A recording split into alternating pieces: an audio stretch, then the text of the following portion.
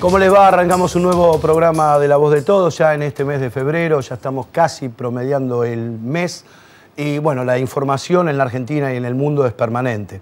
En instantes vamos a estar hablando con el diputado nacional del GEN, Frente Amplio y Progresista, Gerardo Milman, que él siempre nos acompaña y le vamos a pedir un análisis de todo lo que está pasando en la Argentina, lo que está pasando con las relaciones internacionales del país. Hace pocas horas atrás, la presidenta de la Nación envió un mensaje al pueblo y me parece que es la primera vez en mucho tiempo que, con mucho respeto lo digo, veo una presidenta, más allá de que podemos coincidir o no con el diagnóstico, pero hablando como tiene que hablar una jefa de Estado, en el sillón presidencial, con la bandera argentina acompañándola y no con una banda de adulones aplaudiendo, gritando y no sabiendo a veces lo que quiere decir o retando permanentemente a los que están en contra de ella. Me parece que institucionalmente es lo que debe hacer un presidente de la Nación cuando habla en una cadena nacional. De eso vamos a hablar con Gerardo y también vamos a hablar un poco, si él quiere entrar en el tema, de algunas, desde mi óptica, operaciones que está habiendo con respecto a algunas provincias en la Argentina. Se habla mucho del periodismo independiente, se habla mucho de los multimedios, los que no quieren el amor y hablan del odio, pero lo que uno está notando hoy, lamentablemente en la Argentina, que muchos medios, que hasta no hace mucho tiempo tenían una posición neutral, han tomado posiciones realmente que el que mira televisión se da cuenta, no hace falta ser demasiado inteligente. Y uno hoy ve que de golpe pasa todo en Santa Fe, pasa todo en Rosario, hoy se descubre lo de la policía mafiosa en Córdoba de la Sota, o sea, cosas que pasan en Santa Cruz. Me parece que son muchas coincidencias, ¿no? De que provincias que hoy están enfrentadas con el gobierno nacional, prácticamente por la mayoría de los medios, sean de un multimedio o no, están siendo permanentemente atacadas. Bueno, le vamos a pedir una reflexión a Gerardo también. Y también en instantes va a hablar con nosotros Jorge Altamira, hombre del Partido Obrero. También le vamos a pedir una reflexión del país y fundamentalmente de lo que está pasando a nivel de política internacional, ¿no es cierto? Esto que el gobierno envía hoy al Congreso de la Nación, que me parece que está bien, es lo que corresponde. Y como bien dijo la presidenta de la Nación, si bien la Constitución establece que el Poder Ejecutivo puede tomar las decisiones a nivel de política internacional, me parece que no es demasiado acertado, una vez que firmamos todo y que acordamos todo con Irán, mandar al Congreso como si fuera una escribanía. Me parece a mí que si la presidenta, con este espíritu democrático de que todas las fuerzas políticas discutan en el Parlamento si es viable o no este acuerdo con Irán, tendría que haberlo mandado antes al Congreso. Entonces creo que el poder político para la negociación sería totalmente distinto, porque ahí sí saldría avalado por el Congreso y por todas las fuerzas representadas para iniciar la negociación. Me parece que, insisto, por más que en la Constitución se lo permita, se invirtió la prueba o se invirtió la carga. Es una opinión muy modesta que ahora se la voy a preguntar a Gerardo. Dos cositas y ya me voy a hablar con Milman. Uno, una barbaridad lo de Chile y luego, bueno, replicó lo que pasó con la policía en Mendoza. Pero en honor a la verdad, yo en este programa muchas veces lo he dicho y he sido muy criticado y muchos nuevamente no van a coincidir conmigo. ¿Realmente los chilenos son hermanos nuestros? ¿Son realmente hermanos nuestros? O lo que se planteaba el otro día es lo que sienten en realidad. Además, ¿escucharon la conferencia del ministro de Chile, lo que dijo? No dijo nada, no pidió disculpas, no dijo reprochamos y automáticamente vamos a dar de baja a todos los responsables. Lo único que se limitó a decir fue hay un sumario, hay un expediente, hay una investigación y vamos a ver qué se determina de la investigación. No pidió disculpa al pueblo boliviano, no pidió disculpa al pueblo peruano, no, mucho menos al pueblo argentino. Y no dijo, como ministro ya mismo separo del cargo al responsable del área o al que está manejando esta instrucción. No lo dijo. Si hubiese sido al revés, nos hubiesen exigido un poco más que echemos al comandante en jefe de la Fuerza Armada. En algunas cosas creo que los argentinos seguimos fallando. Y por último, este famoso tema del Jardín de Infantes de San Isidro. La verdad que me da vergüenza ajena escuchar a colegas en todos los medios, inclusive en esta casa. No tienen idea de lo que hablan, pero no tienen la menor idea de lo que hablan. Primero, el consejo que damos siempre desde aquí es, yo respeto a todos los periodistas con mucha historia, pero la provincia de Buenos Aires, por ejemplo, la ley orgánica de las municipalidades de la provincia de Buenos Aires, los mecanismos de la provincia de Buenos Aires, hay que estudiarlos, muchachos. No hay que decir cosas por decir. Por un lado, me duele mucho como padre ver hoy un montón de vecinos, un montón de madres, no los que hicieron la investigación, salir a decir, yo escuchaba que los chicos lloraban, que les pegaban. ¿Por qué se callaron la boca a 14 años? ¿Por qué nadie denunció? Ahora son todos Robin Hood. Eso por un lado. Por el otro lado, la directora general de escuelas de la provincia de Buenos Aires se quiso lavar la cara separando a dos funcionarias que los que conocen la zona e investigan son de primera línea como inspectora regional e inspectora jefa del municipio de San Isidro. En alguien había que descargar la culpa.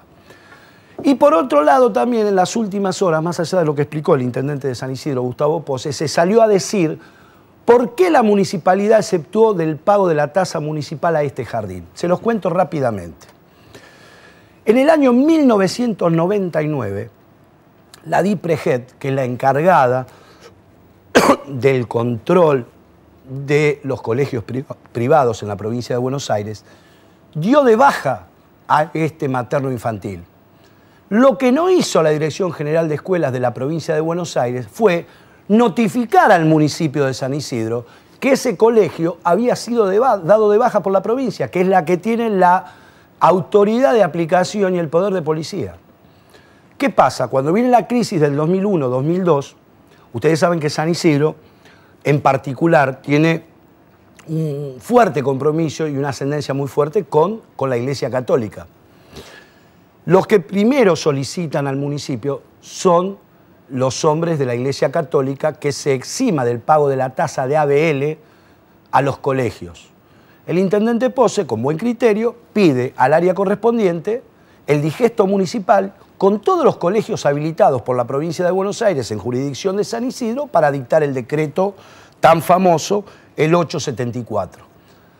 Dentro de esos colegios, habilitados por la provincia, figuraba el colegio, o este jardín de infantes, Tribilín.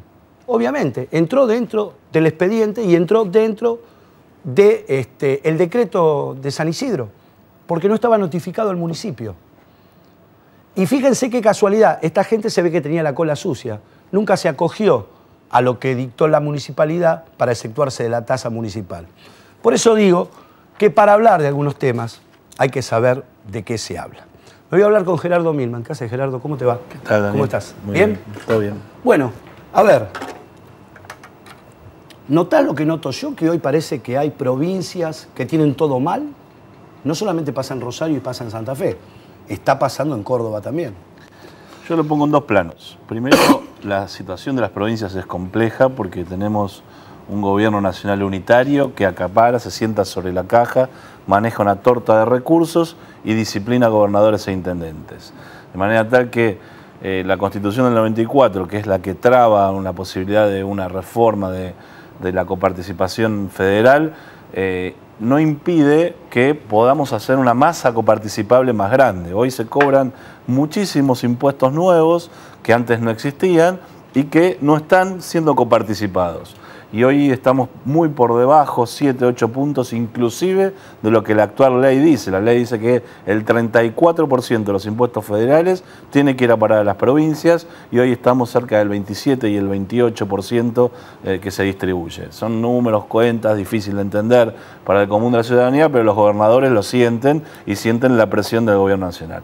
Y por otro lado está el juego político, digamos, aquellos que no se alinean y se disciplinan a pesar de esta necesidad económica, sienten el rigor. Y el rigor no tiene límites. Pasa o por apretarlo, como le pasó al gobernador Scioli, por decir que quiere ser candidato a presidente y entonces no le mandaron el dinero para pagar los salarios, o por tirarte un muerto por bandas narcotraficantes, o por sacarte la gendarmería de la prefectura, como pasa en la provincia de Santa Fe, o utilizar el programa Fútbol para Todos para, con los fondos de los impuestos de todos, decir lo que les plazca, tengan razón o no.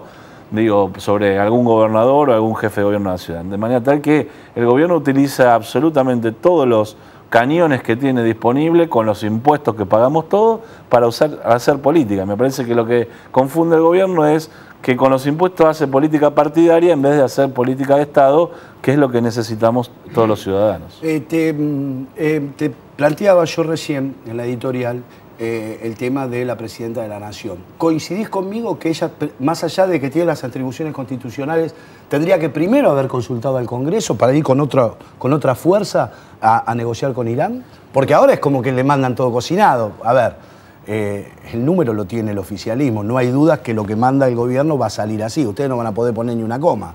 Porque el acuerdo ya se firmó. Yo digo, en general los acuerdos entre estados se hacen...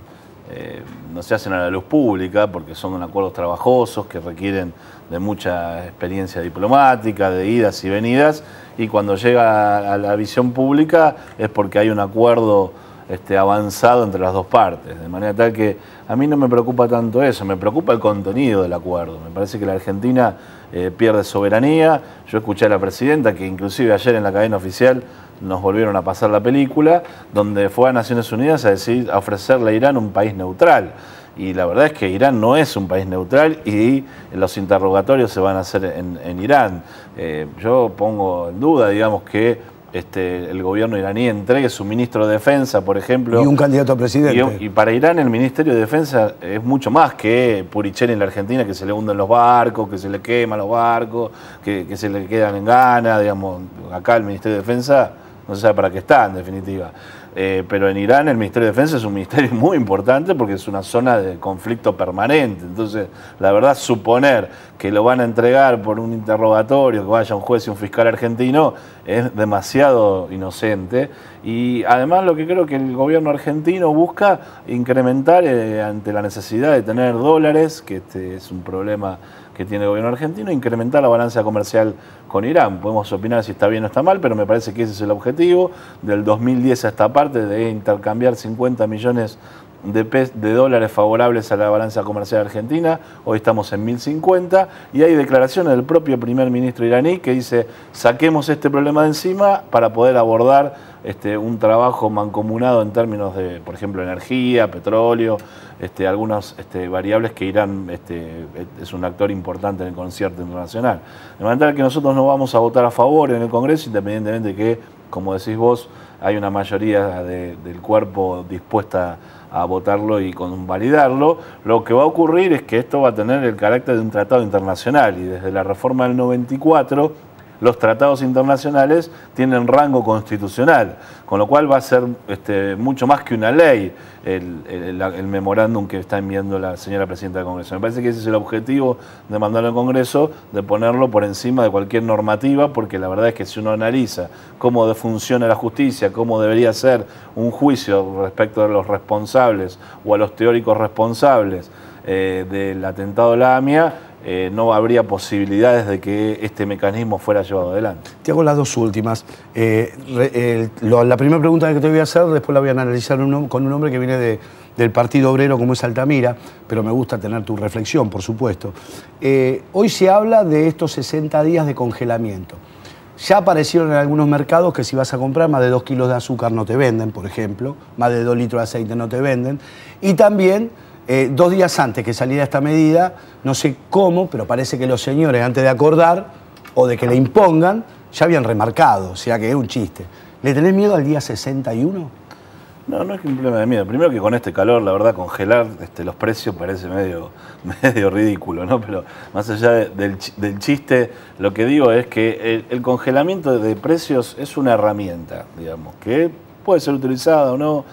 Pero la verdad es que hoy tenemos un problema inflacionario que no se resuelve con tapar la olla durante 60 días, porque al día 61 explota la olla. Y como bien decís vos, seguramente los empresarios han tomado el recaudo de subir los precios antes del congelamiento de precios. O guardar mercadería.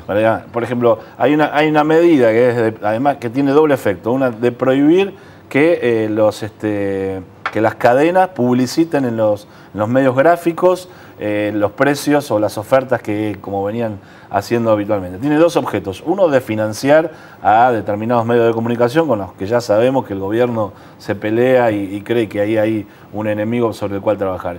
Y la otra, en realidad, porque uno puede ir a Chile, por ejemplo, donde hay el 1% de inflación, y el diario El Mercurio, que es uno de los diarios más importantes de Chile, publica, digamos, a pesar de que no hay incremento de precios, con lo cual, ¿de dónde se salió que no hay competencia a pesar de que los precios estén congelados? Que tal supermercado no quiere vender más que el otro, digamos, o que tal cadena de artículos para el hogar. Lo que se quiere evitar es que la gente pueda contrastar los precios que va a haber en el supermercado con los precios que se publican, porque va a empezar a haber desabastecimiento de productos, va a empezar a haber incrementos de precio, de un kilo de yerba va a tener 750 gramos, distintos instrumentos que utiliza el empresariado para avivarse y aprovecharse de una situación que además no resuelve la cuestión de fondo, que es la inflación, que es un problema que abarca y ataca los salarios de los que más humildes, los que menos tienen, y donde el gobierno cobra una intensa cantidad de impuestos. Digamos, yo doy un ejemplo.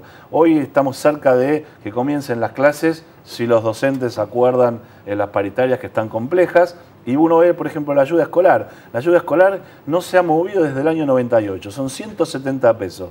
No hay ninguna canasta familiar que pueda ser escolar que pueda ser pagada con 170 pesos. Sin embargo, los ingresos por los cuales se financia la asignación de la ayuda escolar, que son una parte puesta por el trabajador y una parte puesta por el empleador, se han ido incrementando año a año. ¿Y a dónde va para ese dinero? ¿A la ayuda escolar? No. Me va a quedar una pregunta para el próximo programa. Gracias, Gerardo. No, a vos, Daniel. Un gusto como siempre. Bueno, casi me traigo la mesa. ¿Cómo anda, Jorge? Hola. ¿Bien? ¿Qué ¿Cómo tal? empezamos el año? Bien. Siempre con esa pinta.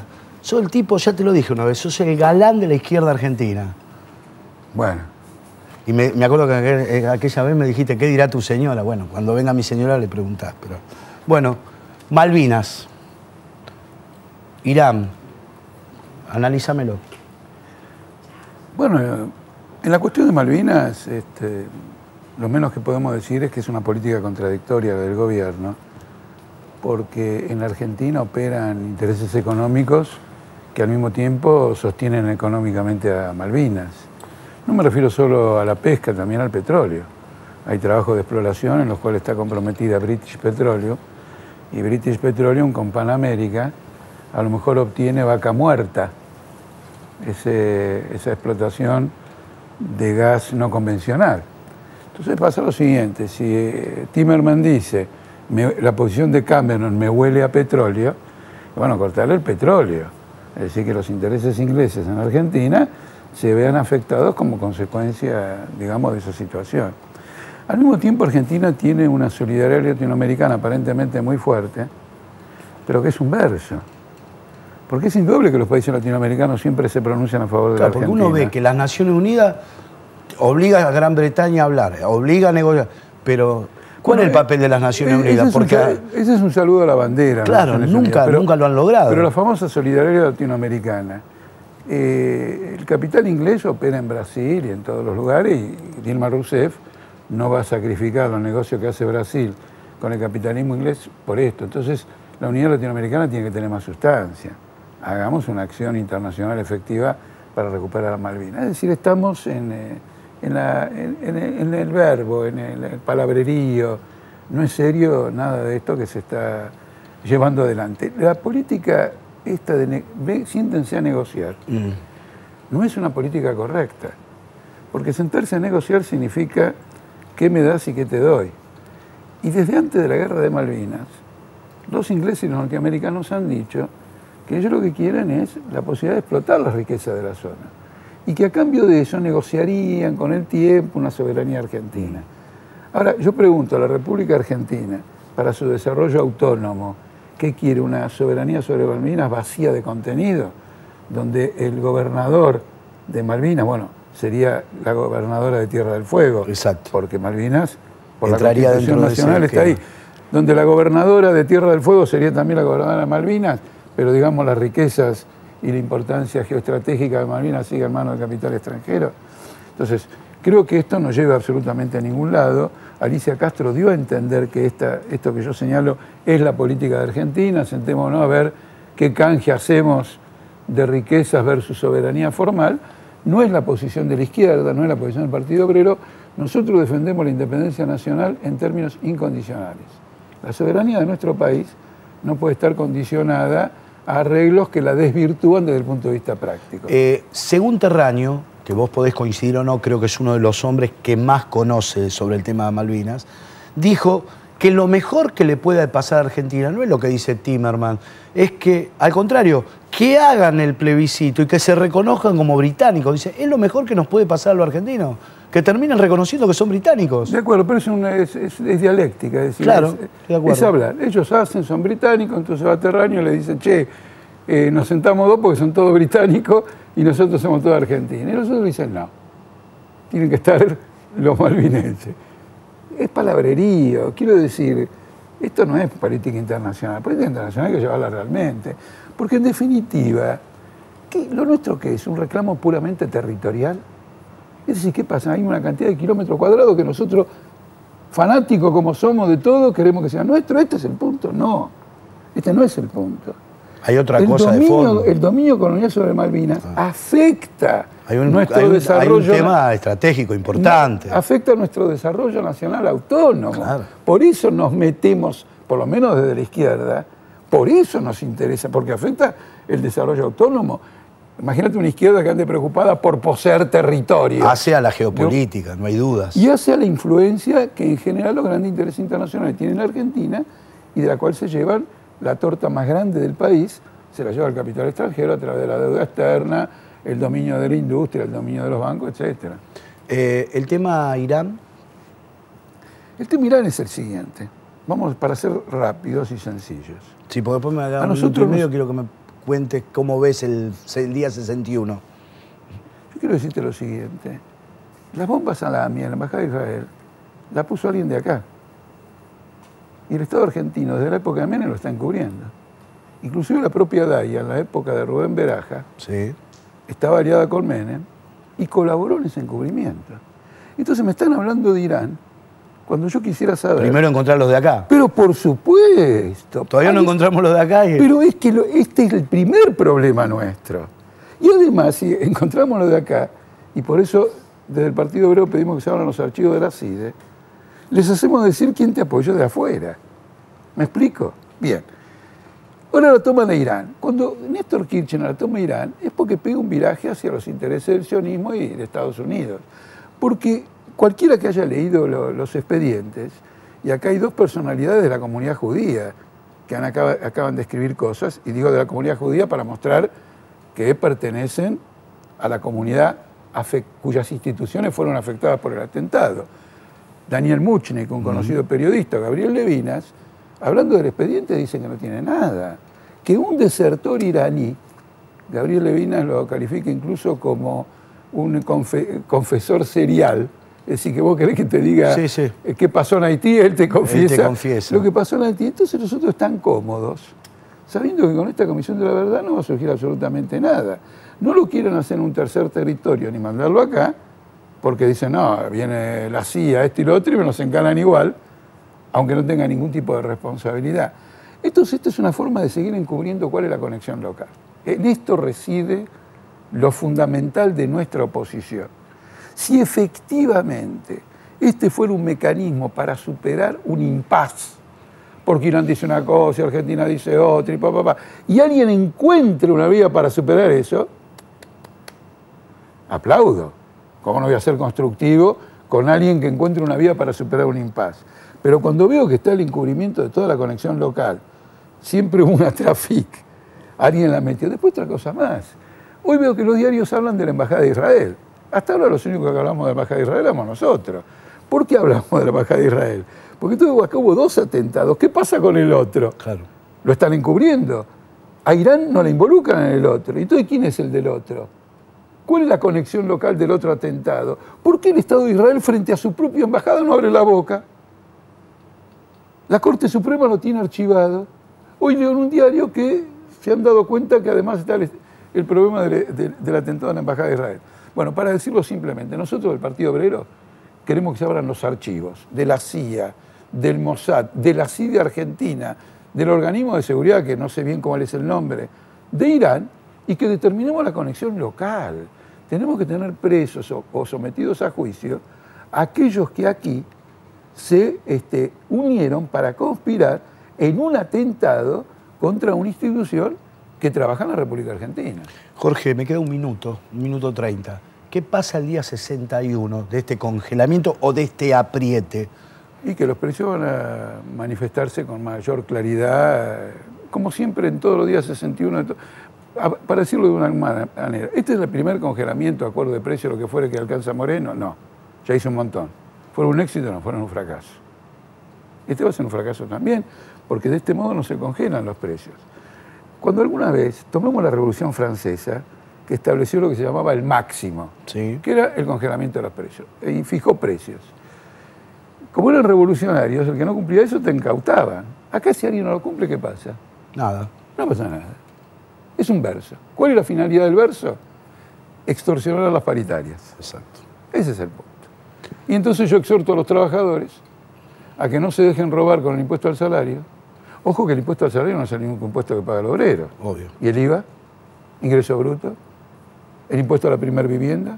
¿El ABL? El trabajador argentino sabe que el 50% de su salario se lo lleva el Estado. Esto es una confiscación. ¿Y para qué? Para pagarle a los fondos buitre de afuera, porque los que traen al canje también son fondos buitre, y a lo mejor va a tener que pagarle a los que no entran al canje, para pagarle a Sirigliano, a Arroyo, a Edenor, a Edesur, que despilfarran la guita, y no tenemos energía, no tenemos transporte, no tenemos absolutamente nada. Jorge, te mando un abrazo, te invito pronto porque está llegando al final, ya casi vamos a tener buenas novedades con el tema de Mariano Ferreira, pero lo dejamos para dentro de 15 a 20 días. Lo dejamos para dentro dale de 15 que tengo días, 10 pero segundos. Una sola cosa. Sí, dale que me sacan del aire. Tiene una importancia fundamental. Este es el momento fundamental del juicio. Este es el momento fundamental. Maura, anotalo, en 2 semanas te quiero de vuelta por acá. Esto fue La Voz de Todos, en 7 días nos reencontramos y vamos a hablar un poco de economía, en el próximo programa. Chau.